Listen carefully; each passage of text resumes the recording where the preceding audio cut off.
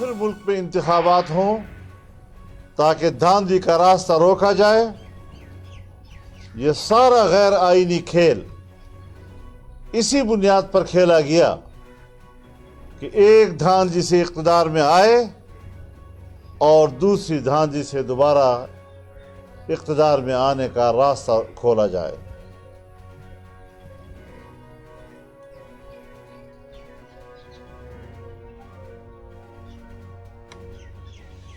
عمران خان نے محض مفروضے کی بنیاد پر اور بدنیتی کی بنیاد پر ڈپٹی اسپیکر کے غیر آئینی رولنگ کو بنیاد بنا کر قومی اسمبلی تحریر کرنے کی سفارش کی. ایک طرف بڑا بااصول بنتا ہے، ایک طرف وزیر اعظم کے تمام وسائل کو استعمال کر رہا ہے. یہ ساری ملی بھگت ہے، ایک کنبے کی طرح. آج صدر مملکت ہو، وزیر اعظم ہو، اسپیکر ہو، ڈپٹی اسپیکر ہو، ایک دوسرے کو سہارا دے رہے ہیں. یہ کھیل ناقابل برداشت ہے اور کسی طریقے سے بھی ہم اس کھیل کو ملک میں نہیں چلنے دیں گے. ہم نے ایک نااہل اور ناجائز حکمران کو اس طرح اوندھے منہ زمین پر پٹخ دیا ہے کہ آج وہ ایک طویل مدت تک اپنے چہرے کے گرد کو جھاڑتا رہے گا. ہم نے اس کو اس طرح گھائل کر دیا ہے کہ ایک لمبے عرصے تک اپنے زخم سے رستے ہوئے پیپ کو چاٹتا رہے گا. کس بنیاد پر وہ ہیرو بننے کی کوشش کرتا ہے؟ آؤ بات کریں کارکردگی کی بنیاد پر. ایک بار پھر خط کے پیچھے چھپنے کی کوشش کرتے ہو.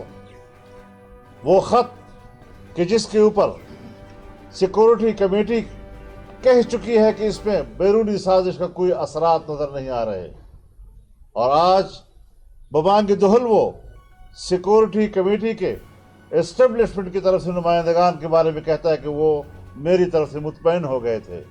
لہذا جو اسٹیبلشمنٹ کی طرف سے نمائندگان تھے سیکورٹی کے، وہ وضاحت کرے اس بات کی، اپنی پوزیشن واضح کرے. یہ کافی نہیں ہے کہ وہ بیان دیں کہ ہم غیر جانبدار ہیں، ہم غیر جانبداری مان لیں گے، لیکن 3 سال تک کس نے جانبدار بن کر ایک ناجائز حکومت کو سہارا دیا؟ اس بات کو نظر انداز نہیں کیا جا سکے گا. ہم عدالت کا احترام کرتے ہیں، انہوں نے سو موٹو لیا ہے، اچھی بات ہے، لیکن اتنا تو یاد دلانے کا مجھے بھی حق ہے کہ 25 جولائی 2018 کے الیکشن کو یہاں تمام سیاسی جماعتوں نے 27 جولائی کو مسترد کر دیا، اور سپریم کورٹ اور الیکشن کمیشن کے آفس کے سامنے تمام جماعتوں کا بڑا مظاہرہ ہوا. اس وقت چاہیے تھا سو موٹو کرتے، اس وقت چاہیے تھا کہ ملک پھر بعد میں جس بحران کا شکار ہوا، معاشی انحطاط کا شکار ہوا، بھوک اور افلاس کا شکار ہوا، اور ہم نے بھیک مانگا تو بھیک بھی دنیا نے ہمیں دینے سے انکار کر دیا، قرض بھی دینے سے انکار کر دیا. مہنگائی نے ملک کو اپنے لپیٹ میں لے لیا ہے، غریب آدمی کی زندگی اجیرن ہو گئی ہے. کم از کم اس بحران سے تو قوم نہ گزرتی، ملک اتنا تو نہ گرتا. آج وہ پھر ایک خط کا سہارا لے کر ہیرو بننے کی کوشش کرتا ہے. بتا دینا چاہتا ہوں عمران خان، اس خط کے ذریعے تم ہیرو نہیں بن سکتے. تم زیرو ہو چکے ہو. تم نے ملک کو زیرو کیا، ملک کی معیشت کو زیرو کیا، خود زیرو ہوئے، اور دوبارہ اب تمہارے اندر کھڑے ہونے کی کوئی صلاحیت نہیں. اب آپ کو حق نہیں پہنچتا کہ سرکاری وسائل استعمال کر سکے، آپ کو حق نہیں پہنچتا کہ اپنے آپ کو وزیر اعظم کہہ سکو. بلکہ صدر مملکت کو بھی بتانا چاہتا ہوں کہ پارلیمنٹ کا موڈ اور عوام کے نمائندگان کا موڈ آپ کے مواخذے کا بھی ہے.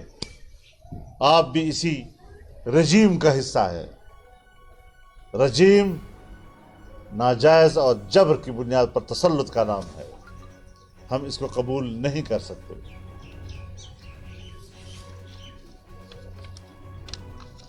اگر ڈپٹی اسپیکر کی رولنگ کو کالعدم قرار نہیں دیا جا سکتا تو اس پہلو کو مد نظر رکھنا چاہیے کہ پاکستان کی اپوزیشن کی اعلی قیادت اور قومی اسمبلی کے 199 اراکین اس کی ملکی وفاداری مشکوک ہو جاتی ہے. اگر ہم نے پاکستان سے وفاداری کا حلف اٹھایا ہے ہم اس وفاداری پر قائم ہیں، لیکن تم نے خط کو جس غلط انداز کے ساتھ پیش کیا، سیکورٹی کمیٹی کے راز کو جس طرح افشا کیا، تم نے حلف سے غداری کی ہے. لہذا اس حوالے سے ہمارے اداروں کو سوچنا ہوگا کہ کیا پاکستان اس طرح کے مفروضوں پر مبنی الزامات اور پاکستان کی وفادار قیادت کو غداری کی طرف دھکیلنے کے نتائج کیا ہوں گے، ملک کس طرف جائے گا. پھر الیکشن چاہتے ہو، ہمیں کہتے ہو آؤ الیکشن کی طرف.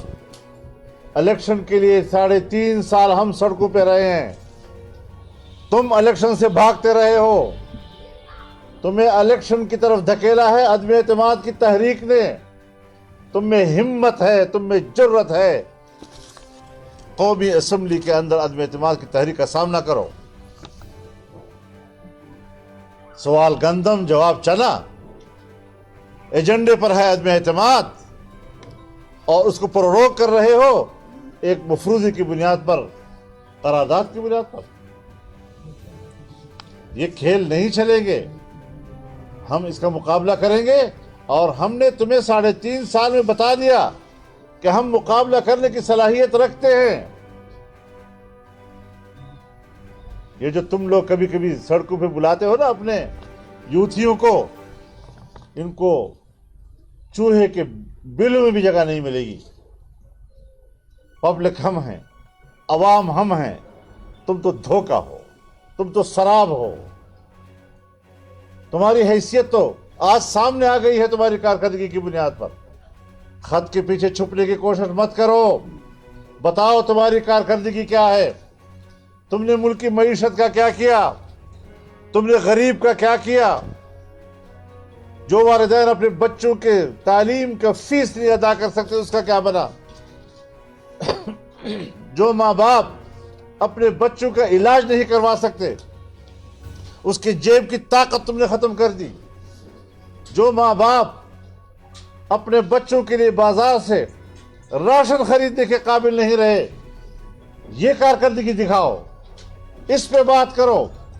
دوبارہ پبلک کے سامنے جامنا، لوگوں کو منہ دکھانا بہت بڑی جرات کی بات ہے. کس منہ سے قوم کے سامنے جاؤ گے؟ کعبہ کس منہ سے جاؤ گے غالب؟ شرم تم کو مگر نہیں آتی.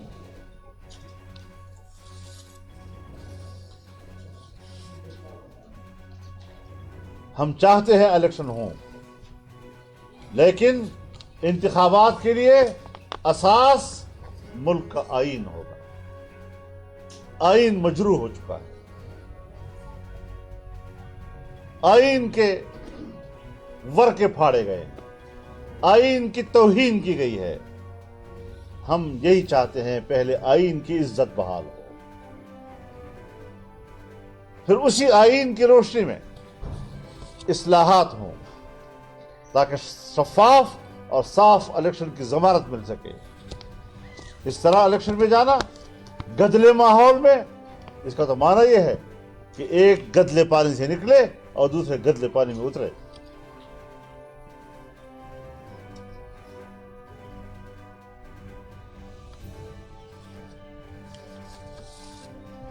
یہ آج کی میری گزارش ہے. ہم بالکل بھی نرم رویہ اختیار نہیں کر سکتے. ہم نے 3 سال جدوجہد کی ہے، 3.5 سال تک ہم روڈوں پہ رہے ہیں، 14 ملین مارچ کیے ہیں.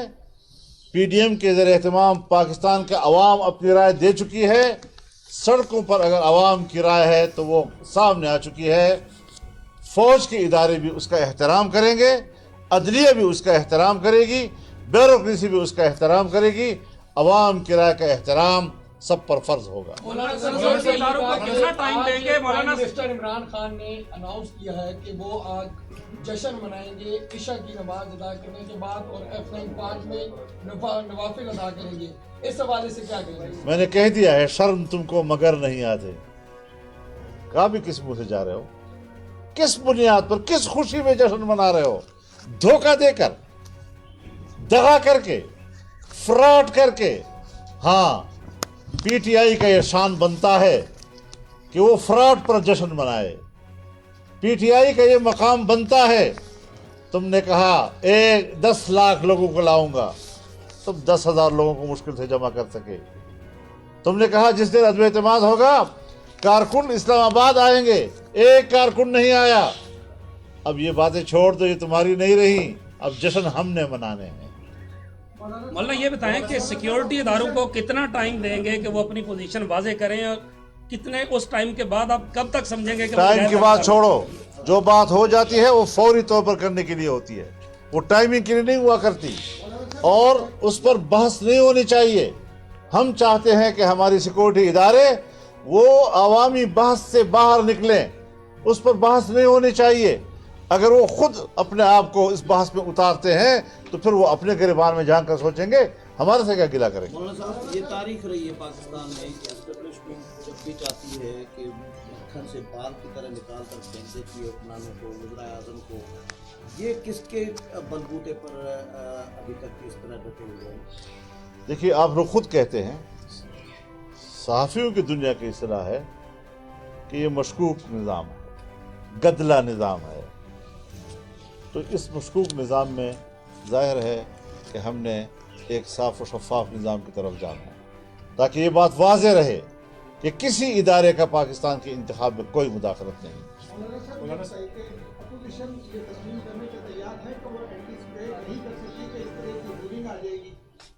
क्या अपोजिशन एजेंडे के ताबे जा रही है।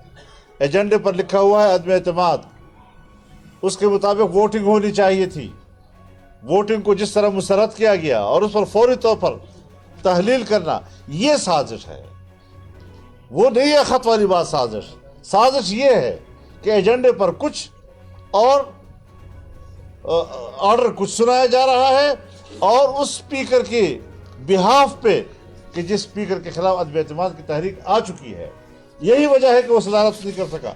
लेकिन ड्राफ्ट क्योंकि वही पुराना था, इतना भी नहीं सोचा कि ड्राफ्ट को तब्दील तो करें, उसके दस्तखत तो वहां से उड़ाएं। तो इस लिहाज से उसको रूलिंग देने का हक ही हासिल नहीं था। मौलाना साहब, क्या अदालत असम्बली के अहकामात की समाअत कर सकता है? और दूसरा ये है कि निगरान वज़ीर आज़म का नाम भी सामने आ रहा है, जिसमें साबिक चीफ जस्टिस गुलजार अहमद। मैं बताऊं आपको जी, जहां तक है अदालत का, ये असम्बली की प्रोसीडिंग पर बात नहीं कर सकता। अगर नहीं कर सकता तो और ये बात है, लेकिन अगर प्रोसीडिंग आइन के खिलाफ है और उसकी आइनी हैसियत को चैलेंज किया गया है तो फिर तो सुन सकता है, तो फैसला तो देना होगा। गिलानी साहब की मिसाल मिलती है। गिलानी साहब को वकील साहब करें कि जब सजा आई थी तो स्पीकर फमीना मिर्जा ने उसको रिजेक्ट किया था, उसको शोकाज हुआ था और नोटिस हुआ था, तो इन अदालत का ये रात जो अटॉर्नी जनरल आए थे उस वक्त को, उन्होंने टीवी पर कहा है कि अदालत कर चुकी है फमीदा मिर्जा। मैं याद करता हूँ, मैंने कल खुद एक इंटरव्यू में इसकी मिसाल दी है। 88 में हमारी सूबाई इसमें बलूचिस्तान तोड़ी गई और अदालत ने 24 घंटे के अंदर बहाल कर दिया उसको। 24 घंटे के अंदर बहाल किया। अगर कुछ चीज़ें बड़ी वाज़ेह होती हैं, उन वाज़ेह चीज़ों के ऊपर अदालती कार्रवाई दिनों तक मुलतवी होना, ये भी शुबहात पैदा करता है। हमारा हस्बा कानून आया, असम्बली ने पास किया, लेकिन यहाँ पर पहले कहा गया और जनरल मुशर्रफ बनफ्स नफीस उसके खिलाफ किया, और अदालत ने कहा ये 4 चीज़ें इसको इस कानून से बाहर किए जाएं। हमने अदालत के फैसले को मानकर दोबारा असम्बली से पास किया, फिर उसी जज के सामने किया और उसने कहा नहीं मजीद कट करो उस पर। अब आप मुझे बताएं कि हमारा एतराज़ वैलिड था कि भाई आप तो सुन चुके हैं इसको, آپ تو کہہ چکے ہیں کہ اس میں 4 نکات بنیادی انسانی حقوق کے خلاف ہیں. اب دوبارہ قصہ سن کر مزید آپ کو اب عقل آ گئی ہے. تو یہ تبصرے اس وقت اس پر ہو چکے ہیں اور اس بل کو جو اسمبلی نے پاس کیا تھا اس کو بیمانی کر کے رکھ دیا انہوں نے. حضرت آپ کہہ سکتے ہیں آپ یہ کہہ سکتے ہیں کہ جو کچھ کل ہوا پارلیمان میں ان کو کسی اسٹیبلشمنٹ کے سہارے کی ضرورت نہیں، اس کے بغیر ہوا ہے. اس کو صاف ہونا چاہیے. ہم شکوک و شبہات کی نفی نہیں کر سکتے. اس کو صاف ہونا چاہیے. ہم یہ بھی بات کرنا چاہتے ہیں کہ جو ادارے آج اپنے سینے پر غیر جانبداری کا بیج لگانے کے خواہش مند ہیں، ہم خوش ہیں.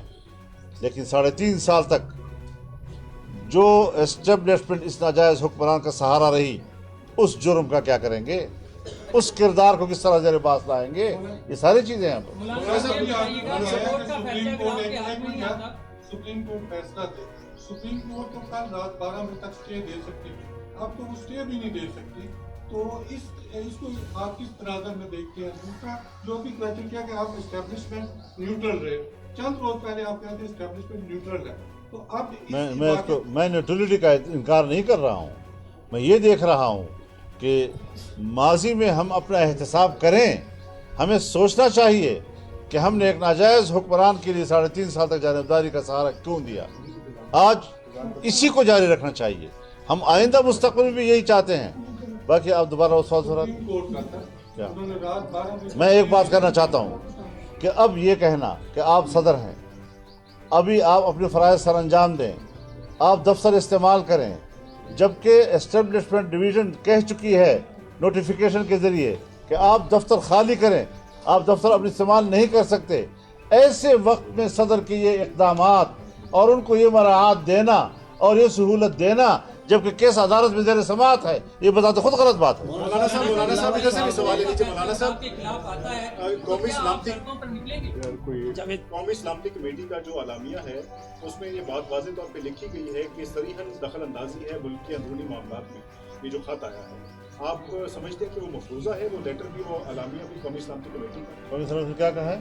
انہوں نے اس میں لکھا کہ بلیٹنٹ انٹرفیئرنس ہے پاکستان کے انٹرنل میٹرز کے اندر. ایک ہے انٹرنل میٹرز میں مداخلت، ایک ہے سازش. ملک کے خلاف، ملک کو تباہ کرنے کے خلاف، کسی حکمران کو مارنے کے خلاف، قتل کرنے کے خلاف، اس قسم کی چیزیں.